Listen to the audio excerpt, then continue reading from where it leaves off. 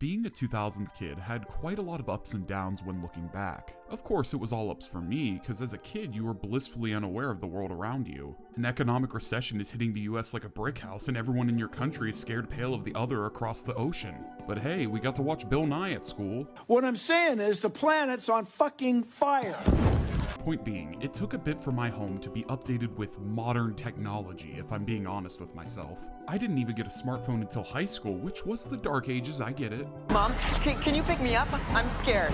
But still, this included the video game consoles I had growing up. Rather, my brother's video game consoles that I had growing up. Didn't matter much that I used them. Oh no, my brother encouraged that. It made it so we had someone to beat in video games constantly with our 7-year age gap. But hey, we're both adults now, so I can finally beat him somewhat in Mario Party. Those consoles would forever shape my gaming mind. Even though I was a generation behind most people, the grit and grime of retro games was baked into my blood at an early age. Given the title of this video, you could guess that the one I played the most was the N64, and if you want to go a step further, you could even assume that Banjo-Kazooie was my most played game. Well, aren't you being presumptuous today? Cause that would be wrong. I tricked you. My most played game on the N64 was Pokemon Stadium. I won! I tricked everyone! But my most loved game, by far, was Banjo-Kazooie. And today, I want to express my undying love for the Baron Bird.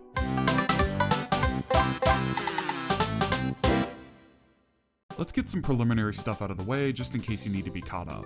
Banjo-Kazooie is a 1998 Nintendo 64 game developed by the former titans of gaming and fun, Rare. The game started out on the Super Nintendo, home to Rare's Donkey Kong Country trilogy, looking nothing like the final product, dubbed Project Dream. It looks fine as an outside observer, but it really is hard to judge the alpha or beta of a game. After losing touch with the human protagonist, though, and developing him into a bear, the pieces fell into place for Banjo-Kazooie. It's the first game in a sadly short series, including a direct sequel, a car-making game, a portable underrated gem, and a plane racer. While I would love to dive into some of these in the future, today we are only going to be talking about the first game, which I have the most connection with. Banjo-Kazooie has a very simple setup. You play as the titular duo, Banjo, a himbo male bear, and Kazooie, a wisecracking female bird. No, they are not dating or in an abusive relationship. I'm just nipping that in the butt right here.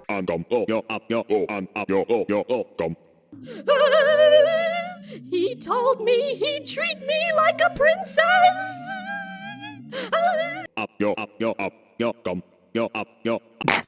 Did you just say nip it in the butt? Like with a T? Don't you mean nipping it in the bud? No, it can't be. Bud is so much funnier. Anyways, on one fateful day, this bitch of a witch named Gruntilda captured Banjo's sister, Tootie. Apparently, she's the cutest of the land, and I mean, look at her, she's adorable. Gruntilda wants to use Tootie to make herself the fairest of them all. It's Banjo and Kazooie's job, meaning your job as the player, to travel to Grunty's lair and get your sister back. If only it were that simple. Maybe not though, because then we wouldn't have a game to play. Regardless, Grunty's lair is massive and filled with worlds that span across all different locales, which I'll get into in a minute. And of course, getting there is going to take some effort, because each world takes a certain amount of jiggies to find. See, Banjo-Kazooie is a 3D collectathon, which was a massively popular genre back in the day. It's seen some iterations in modern times, but in the golden age, Rare was leading the charge with the Baron Bird. Jiggies are your main collectible, and they will help you open up new worlds to get to Gruntilda. Each world in Grunty's lair has 10 to collect, and usually it requires some sort of challenge to accomplish that. Musical notes serve a similar purpose, although there are 100 of these bad boys to collect in each world. In Grunty's lair, you may see musical note doors that serve as a roadblock, so they become pretty crucial later in the game when the totals get very high. And finally, when it comes to important collectibles, we have the Jinjos. These colorful little fellows piss Gruntilda off, resulting in her trapping them throughout the worlds of the game. Not only does collecting all 5 of them in each world result in a Jiggy, but they promise to come back to help you later in the game. Get ready, because today we're going to talk about foreshadowing. There are other collectibles throughout the game, such as extra lives and honeycombs to increase your overall health, but those are the main 3 you should be searching for throughout your journey. Personally, I think this is the perfect amount of collectibles for a collectathon. A lot of the times, games like this think more is what adds to the experience. Even Rare was guilty of this with Donkey Kong 64, which had so much to keep track of in an open environment. That can be such a major weakness of the genre, but Banjo-Kazooie, even being such an early entry, understood this. It doesn't overwhelm me when traveling to a new world because everything is self-contained and I myself know what still needs to get done. But it's not self-contained enough to chunk everything out like a checklist. This is closer to a Mario 64 feeling, which I won't get into yet in fear of public crucifixion. Huh? What the hell? I don't know if that made any sense, but I find this to be a balance of sorts. That balance is what makes the world feel lively and full of goodies, while also feeling like an attainable task. Part of what drives home this attainability is the help you get as the player. I mean, you didn't think you'd be alone this adventure. Spiral Mountain, the tutorial level of the game, introduces you to the people helping you out. Mainly, this includes Bottles, who is a mole that will teach you moves throughout the game. These moves can range from new attacks to new maneuverability. Essentially, he keeps the platforming and combative elements of the game fresh. There's never a dull moment because you are always learning throughout the game, which is a genius bit of design. Most of the time, you have 99% of everything given to you from the start, and while mastering it is fun, that's basically it. There's pros and cons to this approach, but with Banjo, it feels like the game is paced like a story. You feel like you are getting better because you literally are. It's tangible, and you can see it as you travel throughout the worlds. I've been talking about the worlds of Banjo-Kazooie a lot already, and it is so crucial to understanding my love of this game. I'm gonna briefly go over these worlds just to get across the point I want to make later. Also, I just want to give my general thoughts on these worlds too, because when the hell else am I ever gonna do that? Living in the moment, baby! First off, we have Mumbo's Mountain, which is a spiritual sequel to Spiral Mountain, except the main focus is twofold. Not only does this level test everything you learned from Spiral Mountain, like the basics of the game, it adds on the additional tutorials of how the worlds work in Banjo-Kazooie. Like, this is where you meet your other ally Mumbo Jumbo, who is a shaman that will let you transform with a certain amount of Mumbo tokens, which are scattered around. The transformations are pretty cool, from a crocodile to a walrus to a pumpkin for some reason. I like them, they add an extra layer of challenge when completing levels. On top of Mumbo, you also see the gimmicks for finding Jiggies. Sometimes they are just hidden in locations, but other times they take you solving a problem. In Mumbo's Mountain's case, that involves an ape named Conga and his tree. Simple stuff, but it sets the mood for the rest of the game, and that phrasing sums up this level perfectly. It's a mood setter, and a damn good one at that. Second, we have Treasure Trove Cove, which I think is the first true level of the game. There's no hand-holding, and the pacing of the world is fairly normal compared to its counterparts. I do love the theming of pirates and maroon treasure. It does a good job in showing you the variety of these worlds' locations. Also, Captain Blubber is just awesome, but that fucking crab can go to hell. Clanker's Cavern, and man, this is such a classic. It is objectively an ugly looking level, but that is 100% done on purpose. But don't let that fool you, because the cutest little guy resides in this level. Look at Clanker, he's such a little cutie, how can you not love this guy? Gruntilda should have stolen from him, because he's the fairest of all in my book. We stand Clanker on this channel.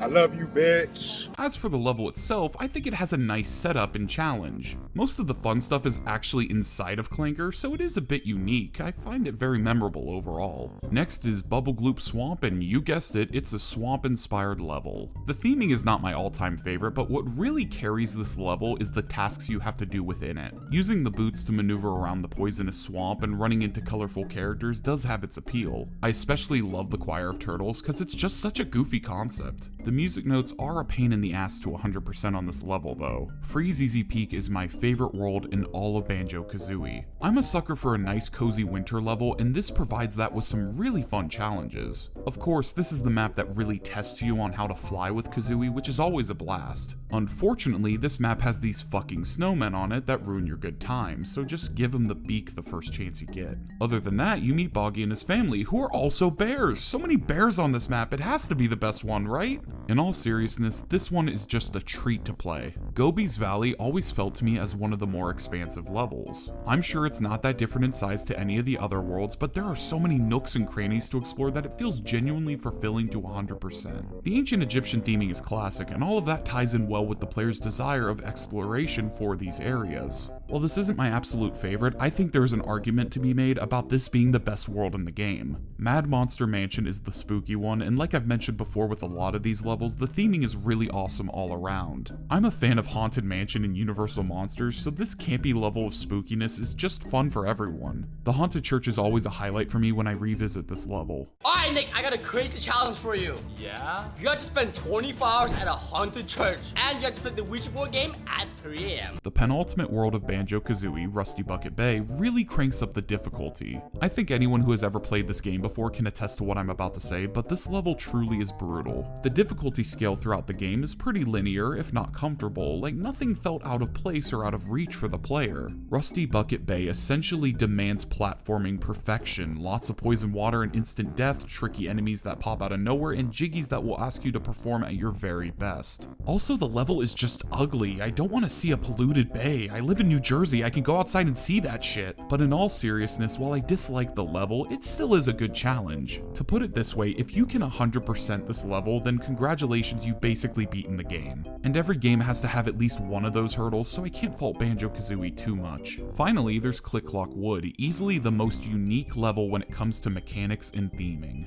You essentially play the same map 4 times in a row, each representing a different season. The passage of time and growth is a huge theme in this section, where what you do in each season can affect the others. For example, there's a flower you can plant and take care of throughout each season to earn a Jiggy. To me, that is some really cool design for a collectathon. It is a nice final test for what you've learned before facing Gruntilda. While some people may find it forgettable or tedious, especially after Rusty Bucket Bay, I think it is one of the strongest worlds in Banjo-Kazooie. Of course, this is all taking into account the main hub world of Grunty's Lair, which is full of its own fun. While not as lively as the other worlds, it provides a nice piece of set dressing to keep your eye on the ball. Winding roads and watery pipes won't keep you away from rescuing your little sister. After all is said and done, you make it to Grunty's Furnace Fun, which is a game show hosted by Gruntilda before the final battle. She will ask you questions regarding all sorts of different things about the game you just played, which just smashes the fourth wall. Some questions are ones you're supposed to seek after during the game, which can only be known by talking to Brentilda, the Good Witch and sister to Gruntilda. I know this part has haters, especially those who are in the speedrunning community, but I love this part of the game. It tests the player on whether or not they were paying attention to the world around them. The whole charm of Banjo-Kazooie is that world, and to beat the game, it is only fitting that you should be able to recall your own adventure. And the best part is that some of these questions are not searchable. Yeah, that's right, not even Google can save you now. You have to go out of your way to recall the answer, and that just feels awesome to me. Once you beat that, then it's off to the top of the tower for one epic final boss fight.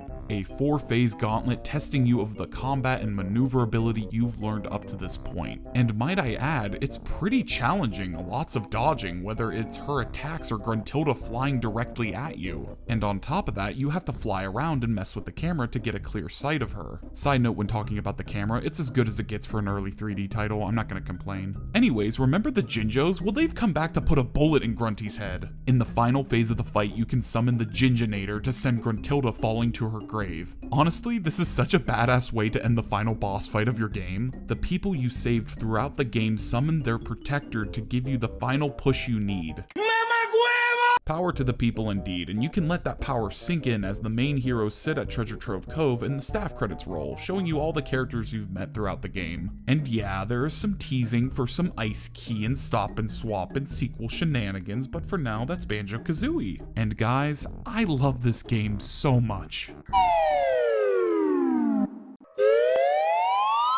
I took a lot of time, a good majority of this video in fact, to explain the package of Banjo-Kazooie as a whole. I did this because the core of my love for this game is derived from the journey, not the destination. What I mean by this is that a lot of people play games to check it off their list. You beat something to have that badge of honor saying that you beat it. A lot of the retro titles are like this, especially the really difficult ones like Ninja Gaiden or Ghost and Goblins. It isn't about the journey, it's about the destination. Banjo-Kazooie, on the other hand, fundamentally embodies the idea of going on an adventure. There and back again, you aren't the same because of the people you've met and the experiences you've had. Now take this idea and code it in a wonderfully quirky and downright funny atmosphere, and you have something you won't forget. Banjo-Kazooie oozes with charm and character, and I know I've said that a lot already, but I really think it's that important. Every aspect of this game has this idea at its fundamental core. Like, look at the game design of Banjo-Kazooie. This has been talked about time and time again on YouTube, and there are fantastic deep dives into this topic. We'd be here forever if I were to go that in depth, but I wanted to focus on a bite of that design. The idea of making this a collectathon really empowers that desire for adventure and meeting new people. Let's compare this with Mario 64 for a bit, because the two games are similar enough to get this point across. Mario 64 is a 3D platformer, which has its own distinction and philosophy. Your goal ultimately is to get from point A to point B, which is the goal of any platformer. The only difference here is the freedom and liberation of that goal. You can go any which way and do what you will, which makes the game absolutely a blast to speedrun. But with that goal, you lose the ability to make connections. Peach's castle is very much empty on purpose. The painting levels you dive into are sandboxes, but not really worlds. On the other hand, Banjo-Kazooie is a 3D collectathon, which has its own set of design goals. It's not so much about getting the jiggy or whatever, even though that is still important, like you can't beat the game without doing so, but the way in which you achieve that is fundamentally different. You are supposed to take your time and explore every nook and cranny of the world. That's why Banjo doesn't move like a speed demon Mario, or why the game isn't as popular in the speedrunning community. But that slowness, for lack of a better term, gives you time to take in the world and eventually run into the inhabitants of said world. It gets you to talk with them, and with that charming writing, the game bets that you will fall in love. In sum, Mario 64 is about results, while Banjo-Kazooie is about the process to get said results. I prefer the latter, which shouldn't be a secret given the title of this video, but both are great, and if I'm being honest, both are different. I just value that design choice because I remember more from my journey. Another example of Banjo's embodiment of character comes from the aesthetics. I'm no art expert, but the shape and form of each character tells me all I need to know about how they act. Let's just look at the two leads as an example. Banjo is a bear, and a happy-go-lucky one at that. He's easygoing, and while he can get ticked off at points, he's mostly along for the ride. His design conveys this down to even making him a bear in the first place. These are bear-like characteristics, and you can understand this the moment you see him playing his banjo in the opening cinematic.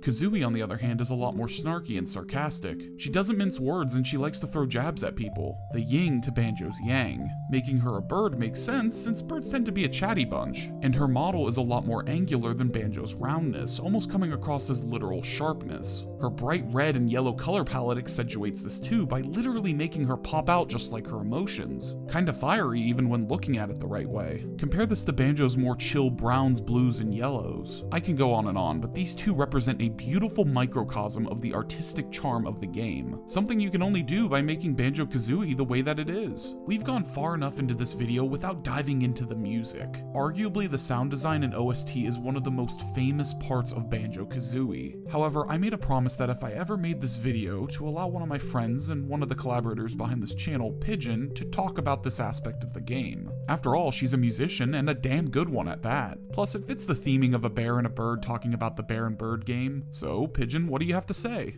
Ah, Banjo-Kazooie, how I adore you. I remembered listening to the OST on repeat for hours when YouTube videos were 480p max and all I had to listen were the world's dustiest Windows XP speakers. Grant Kirkhope's musical expertise was my main inspiration for learning about music in the first place, so getting to talk about his work is just awesome. Okay, where do I begin? Banjo-Kazooie's soundtrack is a fascinating example of the power of dynamism and contrast in a piece of art. And to any of my fellow artists of all kinds, you know just how powerful contrast can be. Like the deep darks and bright highlights of a charcoal drawing, contrast is the key to generating interest and focus in a piece, visual and auditory alike. Just compare the low plodding bass juxtaposing the jaunty light marimba in Gruntilda's lair.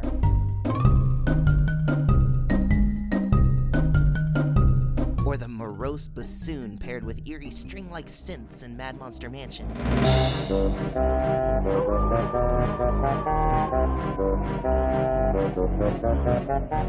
And this doesn't just stop at single songs, oh no. The variety of soundscapes ranging from cheerful to sinister is what makes the world of the bear and the bird feel so immersive. Spiral Mountain's bluegrass jam of a tune feels like pure fun. The trumpets and tuba's timbre feel safe, clean, and bright, perfect for a home base. Rusty Bucket Bay's brass section, on the other hand, feels gritty and murky, the notes growling, constantly descending, and being broken up by metallic industrial sound effects. It feels like a completely foreign world, which is great because it is. So there you have it. There's contrast everywhere, keeping the game feeling fresh and exciting at every turn.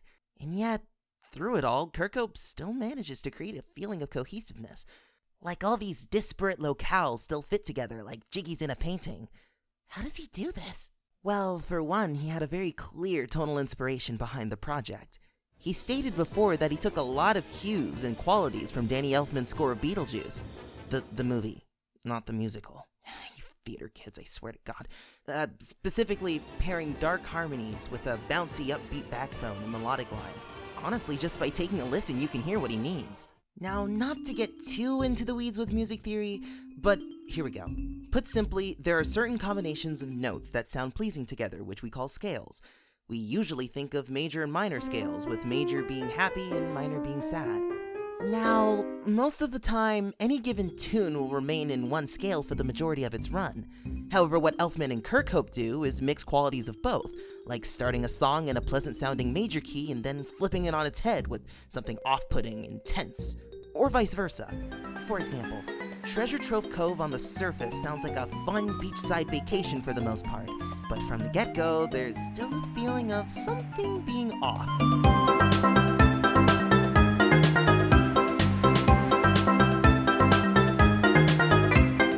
What Krow is using is a crunchy-sounding diminished chord right at the start, and he alternates between the bright, major, and dark diminished throughout.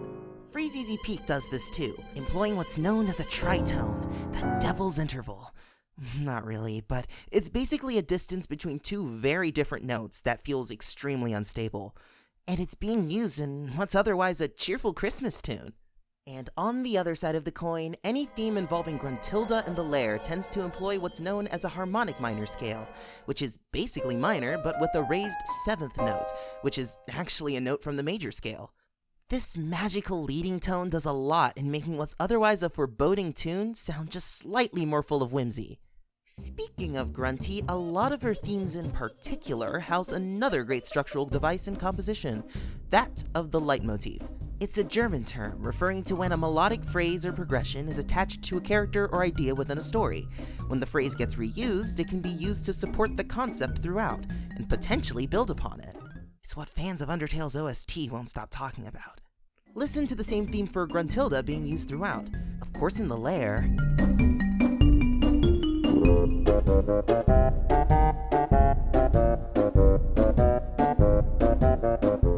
but also while she's plotting to kidnap Tooty.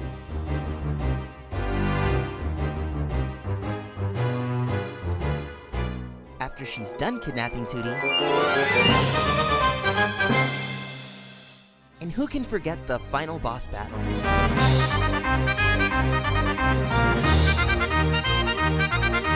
And that's not just limited to the melody itself, but the instrumentation of things as well.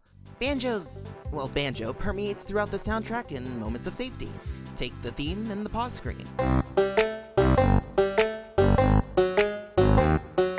But also in moments of hope, like when you get a Jiggy or a new honeycomb to your health bar. Weirdly enough, hearing the same thing in different contexts in a roundabout way helps with the cohesion. Which brings me to one of my favorite soundscape crafting techniques in this game. It's smooth transitions. Using the power of the Nintendo 64's multi-channel processor, tracks were able to be blended in and out with each other as you moved across the map to certain areas. By turning off and on certain channels, basically different instruments, Krow was able to create seamless transitions between the instrumentations of certain sections of each world. The most prominent example of this is the underwater variants of each level's theme. As you plunge into the depths of Clanker's Cavern, you're greeted with a subdued version of the level's theme. And this exact same type of instrumentation is shared within the waters of any level you dive in.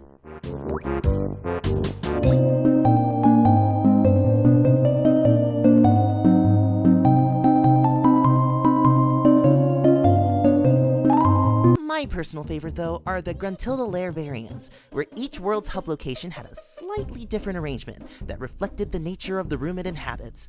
Listen to the likes of Bubble Gloop Swamp, for instance.